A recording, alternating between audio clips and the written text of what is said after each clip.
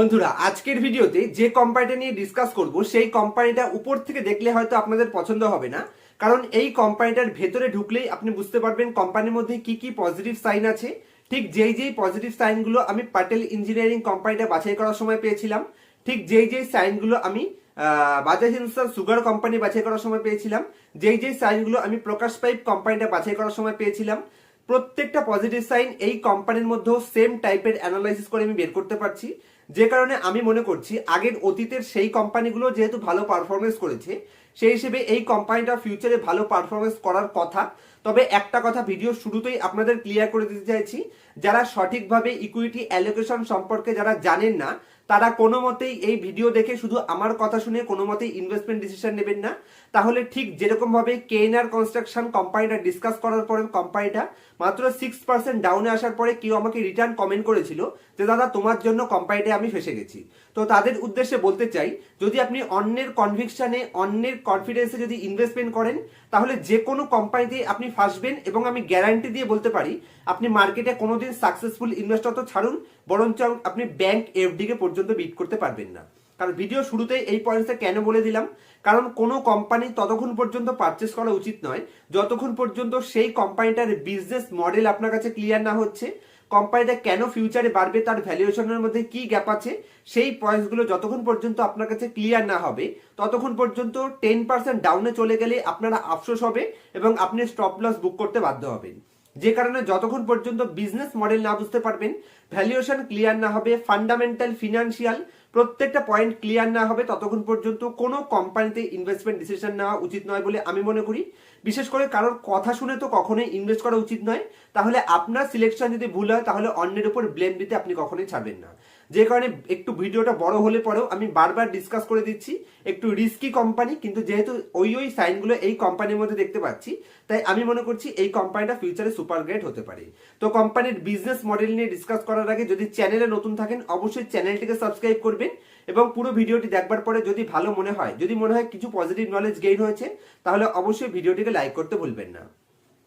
তো সবার প্রথমে যদি কোম্পানির বিজনেস সেগমেন্টের কথা বলি, তাহলে কোম্পানি মেইনলি সুগার, ডিস্টিলারি, এছাড়া পাওয়ার, তাছাড়া বায়োটেকনোলজি সেগমেন্ট থেকে কোম্পানি বিলং করে। কোম্পানির মেন বিজনেসে ফোকাস হচ্ছে সুগার সেগমেন্টে। আর আমরা জানি লাস্ট এক সপ্তাহ ধরে সুগার কোম্পানিগুলো একটু ডাউনে আসছে, যে কারণে ম্যাক্সিমাম রিটেল ইনভেস্টরদের প্যালপিটেশন উঠে যাচ্ছে। তবে এখানে নেগেটিভ সাইন কিছু নয়, আমি টোটাল সুগার ইন্ডাস্ট্রি নিয়ে একটা ডিটেল ভিডিও বানানোর চেষ্টা করব।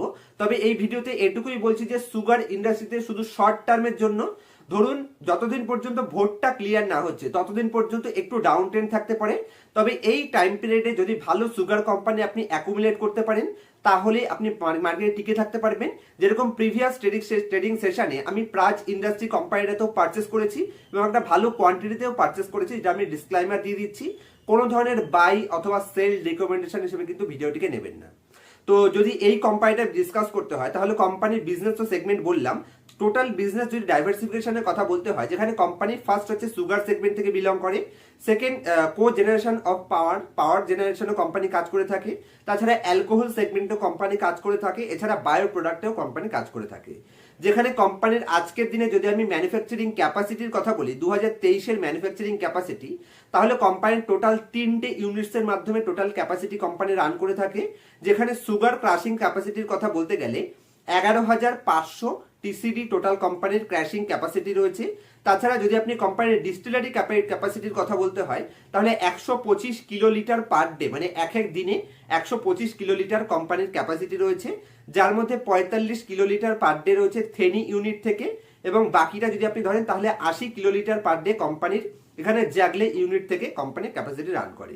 এছাড়া কোম্পানির কো জেনারেশন অফ পাওয়ার সেগমেন্টের ক্যাপাসিটির কথা বলতে গেলে টোটাল 58.5 মেগাওয়াট কোম্পানির ক্যাপাসিটি রয়েছে কো জেনারেশন অফ পাওয়ার সেগমেন্টে।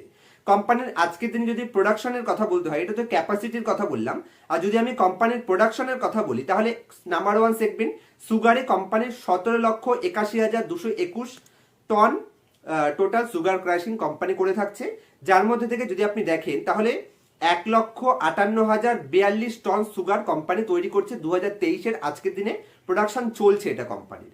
এবং যদি আপনি সেকেন্ড বিজনেস সেগমেন্ট পাওয়ার জেনারেশনের কথা বলি, তাহলে কো জেনারেশন সেগমেন্টে পাওয়ার জেনারেশন কোম্পানির 2042 lakh unit total power generation করে থাকে, যার মধ্যে 1253 ইউনিটস কোম্পানি এখানে এক্সপোর্টও করে থাকে। এবং থার্ড বিজনেস সেগমেন্টের কথা বলতে গেলে ডিস্টিলারি ডিভিশনে কোম্পানি 223.35 হবে actually 223.35 lakh litre alcohol company total ক্যাপাসিটিতে আজকে প্রোডাকশন চলছে। এবং যদি আপনি কোম্পানির রেভিনিউ ব্রেকআপের কথা বলতে হয় তাহলে সুগার সেগমেন্টের উপর 73% রেভিনিউ ডিপেন্ড করে এবং কো জেনারেশন অফ পাওয়ার থেকে 11% রেভিনিউ ডিপেন্ড করে, বাকি ডিস্টিলারি সেগমেন্ট থেকে কোম্পানি 16% রেভিনিউ ডিপেন্ড করে। এটা হচ্ছে কোম্পানির টোটাল বিজনেস সেগমেন্ট, যেটা দিয়ে আমি আবার আপনাদের বলে দিচ্ছি শর্ট টার্ম টাইম পিরিয়ডে হয়তো কোম্পানিটা একটু খারাপ পারফরমেন্স করতেই পারে। যদি ধৈর্য আপনার মধ্যে থাকে তাহলে ডেফিনেটলি কোম্পানিটার মধ্যে ভ্যালুয়েশন গ্যাপ রয়েছে এবং কোম্পানি যেই বিজনেস সেগমেন্ট থেকে বিলং করে যদি 2-3 বছর কোম্পানিটাকে হোল্ড করতে পারেন আমি মনে করি সুপার গ্রেট অপরচুনিটি রয়েছে ভ্যালুয়েশনের দিক থেকে ধরুন, অথবা ইথানল ম্যানুফ্যাকচারিং এর দিক থেকে ধরুন, বা সুগার ম্যানুফ্যাকচারিং এর দিক থেকে ধরুন। কারণ সুগার সেগমেন্টে এই যে একটা নতুন যে একটা র্যালি যে ডাউন ট্রেন্ডে এসছে, একটা বড় র্যালি আমরা নিয়েছিলাম, সেখান থেকে সামান্য কিছু ডাউন ট্রেন্ডে এসছে, ধরতে পারেন 12 থেকে 15% ডাউন এসছে। তার কারণ কি? সেন্ট্রাল গভর্নমেন্টের তরফ থেকে বলা হয়েছে যে 2023-24 অর্থবর্ষ আমরা জানি মেন কারণ কি এই টাইম পিরিয়ডে সুগার কেন থেকে মানে আখ থেকে মানে ইথানলের উপর একটুখানি রোক লাগানো হয়েছে, মানে আটকে দেওয়া হয়েছে। এই টাইম পিরিয়ডে আমরা জানি ভোট রয়েছে, কোনো গভর্নমেন্টই এটা রিস্ক নিতে চায় না যে ভোটের টাইম পিরিয়ডে সুগার মানে চিনির দাম বেড়ে যাক। আপনি যত বেশি সুগার কেন ক্র্যাশিং করবেন তত কি হবে, সেটা থেকে আপনি যত বেশি সুগার ম্যানুফ্যাকচারিং করবেন, সুগারের যদি সাপ্লাই বেশি হয় তাহলে সুগারের প্রাইস কমে যাবে। আর যদি আপনি সেটাকে ইথানলে কনভার্ট করতে থাকেন তাহলে সুগারের সাপ্লাই কমে যাবে, যে কারণে ডিমান্ড সাপ্লাই মিসম্যাচ হয়ে যাওয়ার কারণে আপনি দেখতে পাবেন সুগারের প্রাইস ইনক্রিজ হচ্ছিল, যেটা সেন্ট্রাল গভর্নমেন্ট ভোটের আগের মুহূর্তে কখনোই চায় না যে ইনফ্লেশন হাই হয়ে যাক, কোনো একটা নেগেটিভ সেন্টিমেন্টকে তারা প্লে করতে চায় না। যে কারণে শুধু একটা বছর মানে ধরতে পারেন 6-7খানা মাসের জন্যই এটা প্লে হবে, বাদ বাকি আবার দেখতে পারবেন এই সমস্ত নিউজ সব যত নেগেটিভ আছে ফিউচারে 1-2 কোয়ার্টার পরে দেখতে পারবেন ভোট কমপ্লিট হয়ে গেলে এটা আবার পজিটিভে চলে যাবে। কিন্তু জানবেন শেয়ার মার্কেট সবসময় কিন্তু ফিউচারকে প্রেডিক্ট করে চলে, ফিউচার যেটা হতে পারে সেটা কিন্তু মার্কেট আগে থেকে কিন্তু প্রাইস ডিন করে নেয়। যে কারণে যারা এখন নেগেটিভ ভিউ রাখছে, যদি এই টাইম পিরিয়ডে আপনি এই সমস্ত কোম্পানিগুলোকে পারচেস করতে পারেন তাহলে নিয়ার ফিউচার আপনি গ্রেট পারফরমেন্স করতে পারবেন। চলুন এবার কোম্পানির ফান্ডামেন্টালি কি কি পজিটিভ সাইন আছে, কিরকম ভ্যালুয়েশন গ্যাপ আছে, সেই পয়েন্টসগুলো বোঝানোর জন্য আমি আপনার স্ক্রিনের উপর নিয়ে যাচ্ছি এবং আমি আপনার সাথে স্ক্রিন শেয়ার করার চেষ্টা করব। আমি স্ক্রিন রেকর্ডিং চালু করে দিলাম যাতে আপনারা বুঝতে পারেন যে আমি কি বোঝানোর চেষ্টা করছি। তো যে কোম্পানিটা নিয়ে আজকের ভিডিওতে ডিসকাস করছি কোম্পানির নাম এখানে Rajshree sugar and chemical limited. তো কোম্পানি সুগারও কাজ করে থাকে, তাছাড়া পাওয়ার জেনারেশনের কাজ করে থাকে, এছাড়া ডিস্টিলারি সেগমেন্টও কোম্পানি অ্যালকোহল সেগমেন্টেও কাজ করে থাকে। সবার প্রথমে কোম্পানিটা আমার এক নজরে কেন পছন্দ হয়ে গেল, যদি আপনি কোম্পানির বর্তমান দিনে পি রেশিও দেখেন মাত্র 6-এর পিতে ট্রেড করছে, এবং যদি আপনি কোম্পানির আজকের দিনে পিইজি রেশিও দেখেন তাহলে কোম্পানি 0.61 পিইজি রেশিওতে ট্রেড করছে। তার মানে কোম্পানি পি রেশিও হিসেবে তো সস্তা, এটা আমি বুঝতে পারছি। কিন্তু শর্ট টার্ম টাইম পিরিয়ডে যদি আপনি কোম্পানির এখানে রিটার্ন অন ইকুইটি দেখেন তাহলে সেগমেন্টে যেহেতু একটু প্রবলেম আছে, যে কারণে রিটার্ন অন ইকুইটি নেগেটিভ আছে। আমি মনে করছি নিয়ার ফিউচারে 2-3টে কোয়ার্টার পরে যখনই এই সুগার সেগমেন্টে আবার বুম আসবে ডেফিনেটলি কোম্পানি এখান থেকে ফার্স্ট ক্লাস রিটার্ন জেনারেট করবে বলে আমার এক্সপেকটেশন রয়েছে। তবে আমি ভুলও হতে পারি, ডিসিশন সম্পূর্ণ আপনার হবে, রিস্ক রিওয়ার্ড রেশিও আপনার, প্রফিট হলে সেটাও যেমন আপনার হবে, লস হলেও সেটাও আপনার হবে, কোনো রকম বাইসেল রেকমেন্ডেশন নয়।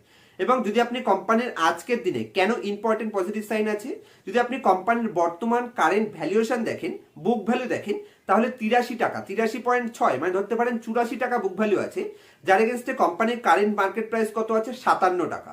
তার মানে ধরতে পারেন এখান থেকে 35 থেকে 40% এমনি প্রাইস গ্যাপ রয়েছে, প্রাইস টু বুক ভ্যালু হিসেবে কোম্পানি ফার্স্ট ক্লাস গ্যাপে রয়েছে। এবং আরো একটা পজিটিভ সাইড, যদি আপনি কোম্পানির 1 বছরের হাই থেকে দেখেন, যেটা 1 বছরের হাই ছিল 70 টাকা, সেখান থেকেও ডিসকাউন্টে আছে। এবং আরো একটা ইম্পর্টেন্ট পয়েন্ট, যদি আপনি কোম্পানির মার্কেট ক্যাপিটালাইজেশন দেখেন তাহলে মাত্র 190 কোটি টাকা কোম্পানির মার্কেট ক্যাপিটালাইজেশন আছে। তার এগেইনস্টে যদি আমি ডাইরেক্ট আপনাদের সিম্পল একটা পয়েন্টস কোম্পানির ব্যালেন্স শিটের মধ্যে নিয়ে যাই, যেখানে কোম্পানির ফিক্সড অ্যাসেটের মধ্যে যদি আমি প্লাসের মধ্যে ক্লিক করি তাহলে দেখুন কোম্পানির এখানে ল্যান্ড মানে জমি কত আছে, আগের লেটেস্ট ইয়ারে যদি আপনি জমি দেখেন তাহলে 273 কোটি টাকা কোম্পানির কাছে ল্যান্ড রয়েছে, যেটা কোম্পানি পারচেস করেছিল যেই প্রাইসে, সেই প্রাইসে এখানে ল্যান্ড ভ্যালুয়েশন থাকে। তো যে কোম্পানির কাছে 273 কোটি টাকা শুধু জমি রয়েছে, সেই কোম্পানির আজকের দিনে যদি টোটাল ভ্যালুয়েশন দেখেন তাহলে মার্কেট ক্যাপিটালাইজেশন রয়েছে 190 কোটি টাকা। এই সেম পয়েন্টস দেখেই আমি বাজাজ হিন্দুস্তান সুগারে এন্ট্রি নিয়েছিলাম। তবে কোম্পানির মধ্যে ফিউচারে গ্রোথ করার পোটেনশিয়াল থাকতে হবে, তারপরে যদি এই ভ্যালুয়েশন ম্যাচ করে তাহলে ডেফিনেটলি এখান থেকে কোম্পানির 2 গুণ থেকে 3 গুণ হওয়ার পোটেনশিয়াল তো আমি ইজিলি দেখতে পাচ্ছি। তবে বাই সেল রিকমেন্ডেশন হিসেবে নেবেন না এবং ইনফ্লুয়েন্স হওয়ার চেষ্টা করবেন না, নিজে বুঝে পজিটিভ লাগলে তবেই ইনভেস্ট করবেন। নেক্সট পয়েন্ট, যদি আমি কোম্পানির এখানে প্রফিট অ্যান্ড লস স্টেটমেন্টের মধ্যে আপনাদের নিয়ে যাই, তাহলে কোম্পানির লেটেস্ট যদি আমি 2019 থেকে দেখি, কন্টিনিউয়াসলি এখানে কোম্পানি গ্রোথ করেছে। 2019 থেকে যদি আমি লেটেস্ট ট্রেলিং 12 মান্থও দেখি তাহলে কোম্পানি হাইয়েস্ট এবার টপ লাইন পোস্ট করে বসে আছে। তো কোম্পানির টপ লাইনে কোনো প্রবলেম নেই। এমনকি যদি আপনি কোম্পানির অপারেটিং প্রফিট মার্জিন দেখেন তাহলে লাস্ট 5 বছরে কোম্পানি হাইয়েস্ট এবার অপারেটিং প্রফিট মার্জিনে দাঁড়িয়ে আছে। হয়তো লেটেস্ট একটা দুটো কোয়ার্টারে হয়তো একটু ডাউন ট্রেন্ড হতে পারে, তার যে কারণে এই যে গভর্নমেন্ট যে রুলসটা লাগিয়েছে, যে কারণে হয়তো অপারেটিং প্রফিট একটু ডাউনে আসতে পারে বলে আমার মনে হচ্ছে। বাকি লং টার্মের জন্য সুপার গ্রেট কোম্পানি। এবং যদি আপনি এখানে কোম্পানির নেট প্রফিট দেখেন তাহলে লেটেস্ট 6 বছর 6-7 বছর টাইম পিরিয়ডে কোম্পানি প্রথমবার পজিটিভ নেট প্রফিট পোস্ট করেছে। যে কোম্পানির বিজনেস মডেল ভালো, যে কোম্পানির ফিউচারে গ্রোথ অপরচুনিটি আছে, যদি সেই কোম্পানির নেগেটিভ নেট প্রফিট থেকে পজিটিভ নেট প্রফিটে কনভার্ট হয় তাহলে ডেফিনেটলি সেই কোম্পানির রকেট হবেই হবে, সেটা হিস্ট্রি প্রুফ আছে। আপনি যে কোনো কোম্পানি উঠিয়ে দেখতে পারেন। এবং এই কোম্পানিটা এই যে 1 বছর পজিটিভ দেখিয়েছে, আমি মনে করছি ফিউচারে এখানে পজিটিভ সাইন আছে। যেখানে যদি আপনি কোম্পানির কম্পাউন্ডেড সেলস গ্রোথ দেখেন তাহলে লাস্ট 10 বছর টাইম পিরিয়ডে কম্পাউন্ডেড সেলস গ্রোথের লেটেস্ট 3 বছর দেখেন, অথবা কোম্পানির লেটেস্ট ইয়ারে দেখেন, অথবা 5 ইয়ারে দেখেন, যত শর্ট টার্ম টাইম পিরিয়ডে আসছে তত কোম্পানির সেলস গ্রোথ বাড়ছে। এটা খুবই পজিটিভ সাইন। তার মানে অতীতের তুলনায় কোম্পানির বিজনেস মডেলে ফার্স্ট ক্লাস চেঞ্জেস আসছে, এটাই পজিটিভ সাইন। এবং যদি আপনি কোম্পানির কম্পাউন্ডেড প্রফিট গ্রোথেও আসেন, এখানেও দেখুন কন্টিনিউয়াসলি ইনক্রিজ হচ্ছে, যত শর্ট টার্মে আসছে তত এটা বাড়ছে, এটাও পজিটিভ সাইন প্রোভাইড করে। এবং যদি আপনি কোম্পানির রিটার্ন অন ইকুইটি দেখেন, যেটা লেটেস্ট যদি দেখেন তাহলে সব থেকে লোয়েস্ট লেভেলে রয়েছে নেগেটিভ দিক থেকে, যেটা অতীতে 10 বছরে ছিল নেগেটিভ 24% এবং লেটেস্ট 5 বছরে 21%, তারপর 8% এবং 4%। তার মানে কি কোম্পানির যে লসের অ্যামাউন্টটা সেটার পার্সেন্টেজ কন্টিনিউয়াসলি কমছে, এটা খুবই পজিটিভ সাইন। লস থেকে যখনই পজিটিভে কনভার্ট হবে তখন ডেফিনেটলি কোম্পানি কিরকম রিটার্ন দেবে অতীতে তো দেখেছেন।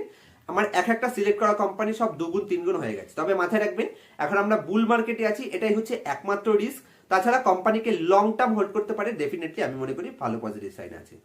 যদি আপনি কোম্পানির ব্যালেন্স শিটের মধ্যে চলে আসেন তাহলে লেটেস্ট 4-5 বছরে যেখানে কোম্পানির মাত্র 11 কোটি টাকা কোম্পানির রিজার্ভ ছিল, সেটাকে কন্টিনিউয়াসলি বাড়িয়ে 244 কোটি টাকা করেছে। কোম্পানির রিজার্ভ যত বাড়বে কোম্পানির বুক ভ্যালু তত বাড়বে, কারণ শেয়ার ক্যাপিটাল প্লাস রিজার্ভ এই দুটো যোগফল হলো কোম্পানির বুক ভ্যালু। তাহলে কোম্পানির রিজার্ভ যত বাড়বে বুক ভ্যালু বেড়ে যাবে। তো প্রাইস যদি এখানে দাঁড়িয়ে থাকে আর যদি বুক ভ্যালু বাড়তে থাকে তাহলে কিন্তু প্রাইস টু বুক রেশিও সস্তা হয়ে যাবে, যেটা খুবই পজিটিভ সাইন। এবং যদি আপনি কোম্পানির লেটেস্ট 4-5 বছরে এখানে বড়োয়িং দেখেন তাহলে বড়োয়িং এখানে বাড়তে দেয়নি কোম্পানি, বড়োয়িং ধরতে পারেন অ্যাভারেজ লেভেলে রয়েছে, কিন্তু কোম্পানির এখানে রিজার্ভ কন্টিনিউয়াসলি বেড়েছে। তো যদি রিজার্ভের উপর কোম্পানি কন্ট্রোল করে, রিজার্ভ যদি একটু না বাড়ায় তাহলে কোম্পানি বড়োয়িং কমিয়ে দেবে। তো এখানে নেগেটিভ সাইন তো কিছু নেই। এবং যে সেগমেন্ট থেকে বিলং করছে সেই সেগমেন্টে আরো একটা ইন্টারেস্টিং বিষয়, যদি আপনি কোম্পানি এখানে রেশিওর মধ্যে আপনাদের নিয়ে যাই তাহলে ওয়ার্কিং ক্যাপিটাল ডেজ দেখুন, এখানে ব্যাক টু ব্যাক 4-5 বছর নেগেটিভ ছিল, যেটা খুবই পজিটিভ সাইন। এবং মাত্র 14 দিন এবং 16 দিন কোম্পানির ওয়ার্কিং ক্যাপিটাল ডেজ রয়েছে। তো প্রত্যেকটা পজিটিভ সাইন যেটা শেয়ার প্রাইসকে অ্যাপ্রিসিয়েট করানোর জন্য প্রয়োজন, আমি মনে করছি প্রত্যেকটা পজিটিভ সাইন এই কোম্পানির মধ্যে দেখা যাচ্ছে। যদি আপনি কোম্পানির শেয়ার হোল্ডিং প্যাটার্নে চলে আসেন তাহলে প্রোমোটারের কাছে লাস্ট 5টা কোয়ার্টারে 40% ছিল, এখনো 40%ই রয়েছে, একটু বাড়েওনি বা কমেওনি। আর যদি আপনি এখানে ডিআই এর কাছে দেখেন, ডিআই এর কাছে এটা 15% স্টেক ছিল, ডিআই সেটাকে কমিয়ে ধরতে পারেন 12%-এ নিয়ে এসেছে, 3% কমিয়েছে। আর এই 3% গেছে কোথায়? এই 3% গেছে রিটেল কাছে, কিন্তু রিটেল ইনভেস্টর হিসেবে আপনার এবং আমার কাছে কিন্তু যায়নি, গেছে একটা স্ট্রং হ্যান্ডের কাছে, HNI এর কাছে। যেটা আমি পাবলিকের মধ্যে যদি প্লাসে ক্লিক করি তাহলে এখানে দেখুন, এখানে একজন নাম করা জায়েন্ট ইনভেস্টর ডলি খান্না, তিনিও কিন্তু এখানে 1.05% স্টেক লেটেস্ট কোয়ার্টারে পারচেস করেছেন। এবং এখানে যদি আপনি আরো দেখেন আরো একটা স্ট্রং হ্যান্ড 1.01% পারচেস করেছে। আর বাদ বাকি যাদের কাছে ছিল তারা ধরতে পারেন অলমোস্ট সবাই এখানে হোল্ড করে রয়েছে। তার মানে এই 47% স্টেকটা যে দেখতে পাচ্ছেন তার মধ্যে থেকেও ধরতে পারেন 11-12% এখানে স্ট্রং হ্যান্ডের কাছে আছে। তো 11-12% হয়তো হবে না, এখানে দেখছি 4, 3, 7, 8, 9, 10% এখানে স্ট্রং হ্যান্ডের কাছে রয়েছে। তাহলে 47% থেকে আপনি 10% বাদ দিয়ে দেন, তাহলে 37% এখানে রিটেল পাবলিকের কাছে আছে, এবং যেই পার্সেন্টেজটা এখানে ডিআইআই ডিক্রিজ করেছে সেটা কিন্তু স্ট্রং হ্যান্ডের কাছে গেছে, আপনার আমার মতো লোকের কাছে আসেনি। এবং এফআইআর কাছে এখানে স্টেক ছিল না। এফআইআই যখনই ইন্টারেস্ট রেট ইউএসএ কাট হবে বা ইউরোপিয়ান কান্ট্রিতে ডেভেলপ কান্ট্রিতে ইন্টারেস্ট রেট কাট হবে, তখন এই ধরনের কোম্পানিতে যদি একটা ছোটখাটো এফআইআইও এন্ট্রি নিয়ে নেয়, তাহলে শেয়ার প্রাইস সোজা শার্প র্যালি নিয়ে উপরের দিকে চলে যাবে। কারণ কোম্পানির মার্কেট ক্যাপিটালাইজেশন একদমই ছোট আছে, একটু বড় বাইং আসলেই কোম্পানি রকেট হয়ে যাবে। তো আমি মনে করছি কোম্পানির মধ্যে প্রত্যেকটা পজিটিভ সাইন আজকের দিনে অ্যাভেলেবেল আছে।